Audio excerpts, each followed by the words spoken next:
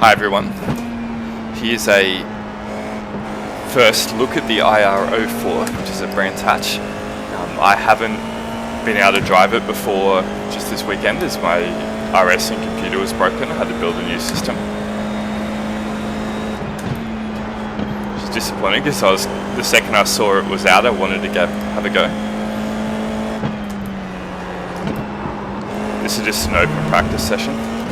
I found the open practices around here have been pretty wild.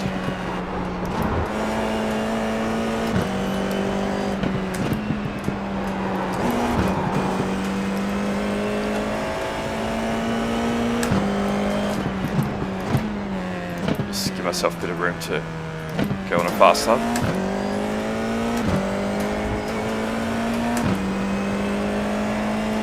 This will cost me a bit of peak momentum, but it should be fine.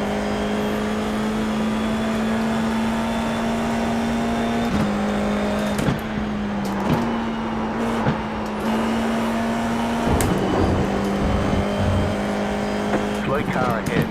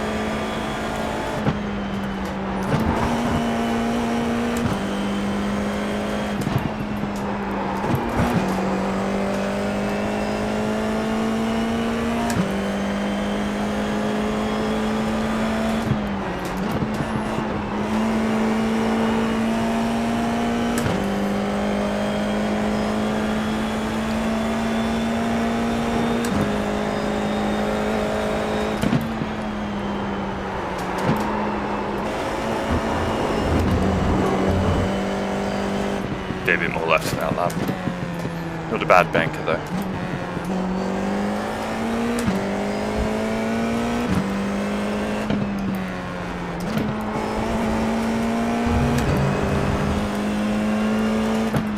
I'll back off.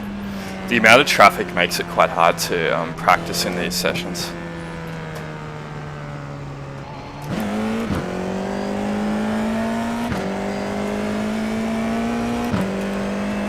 Brands Hatch is a track that will easily catch you. Put a wheel off on the grass and you spin.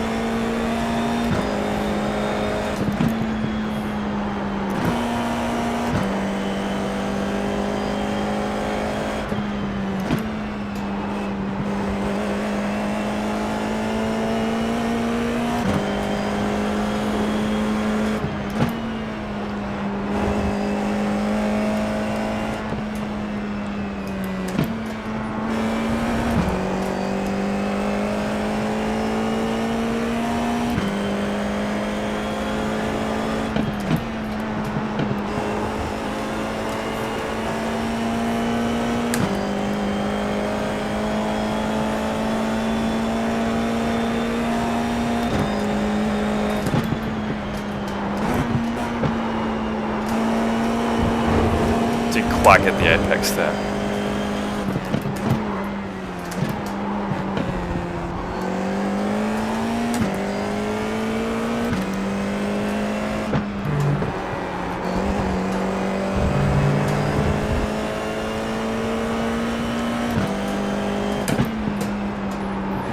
You got to carry a lot of apex speed there, but the car will tend to sort of slide with four wheels and run offline.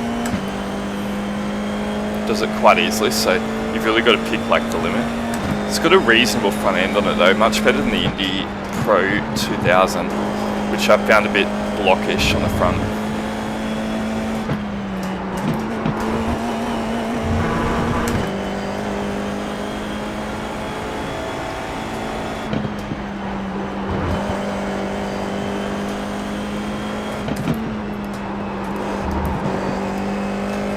You don't want to get too much on that outside curb, or it tends to catch it. You got to focus on getting the car properly rotated.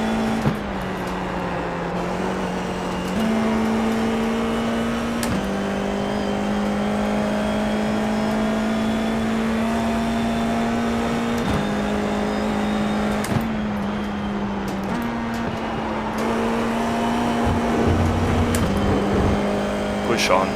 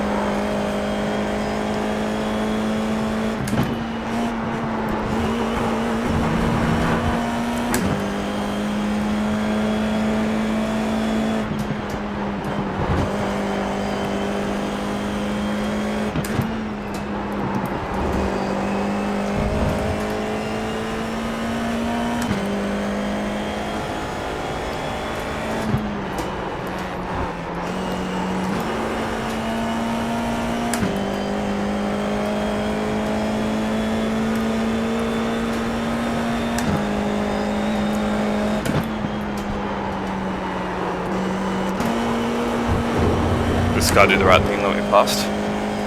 No, he'll park right in the middle of the track.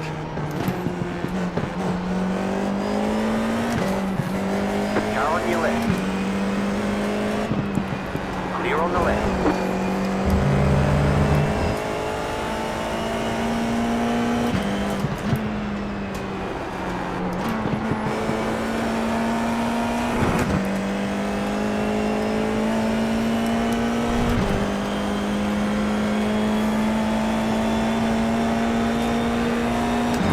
I haven't really strayed too far from the default branch hatch set, which I found pretty good. I did have a look at one of the paid sets just to make sure I was getting the car at least sort of within the right window, and I found it was slower than for me anyway.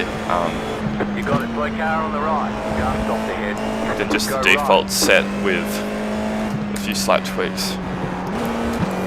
It doesn't give this car, the only problem with it, I wish it gave you a bit more aero options. I'd like to put a bit more front end in it, but moving the front wing up one is a huge balance shift. It makes it undrivable. So you got to more play with ride height to get the kind of aero balance you want.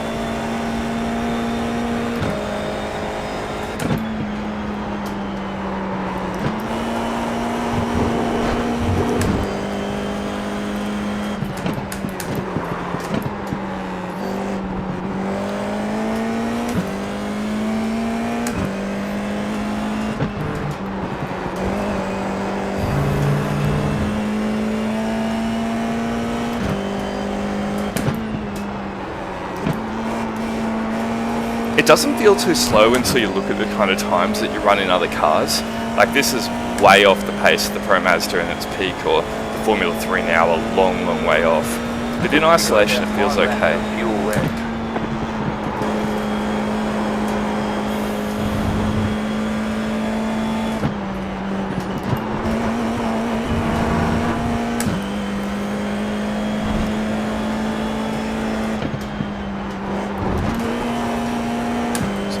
Too much over the curb.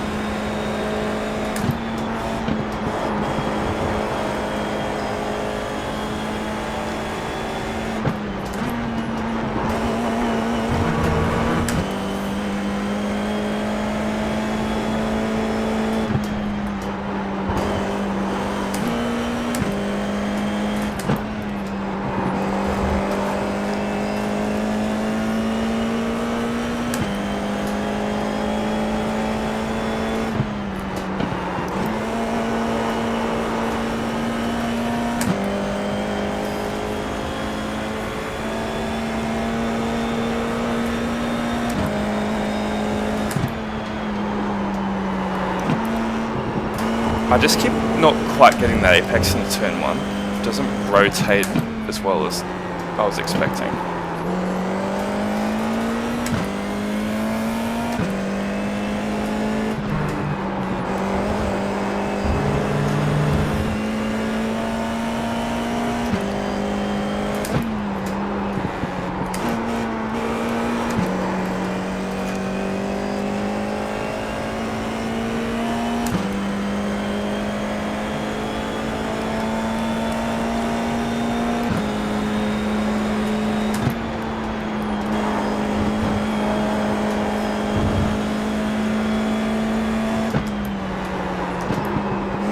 Late on turn. I think I'll cool it off now.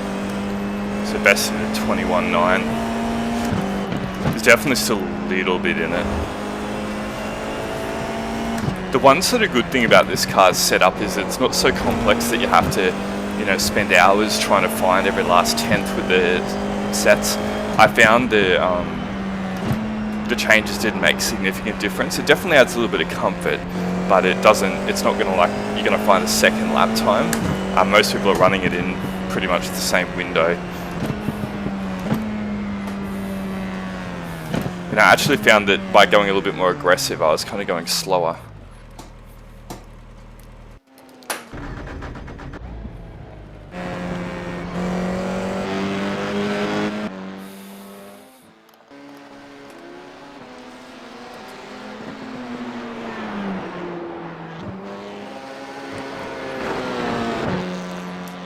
So overall, I think it's definitely a nicer car than the Indy Pro 200, and I even prefer how it feels to the Renault 2 litre, although the Renault 2 litre is a much faster car than this in pure lap times. Not that that really matters, as everyone has the exact same car.